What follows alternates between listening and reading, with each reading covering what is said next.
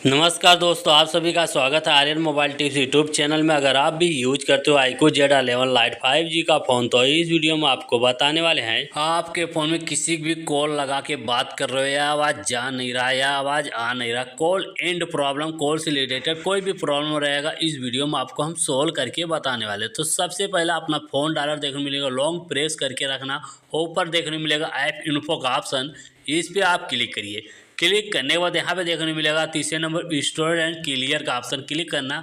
Left side पे clear storage का option है, इसी वाले ऑप्शन पे क्लिक करना। डिलीट का ऑप्शन मिलता है, डिलीट पे क्लिक करके बैक आ जाना। आप किसी भी कॉल लगा के बात करिए, आवाज़ जाएगा भी आवाज़ आएगा भी, कॉल से रिलेटेड जो भी प्रॉब्लम रहेगा 100% सोल्व हो जाएगा।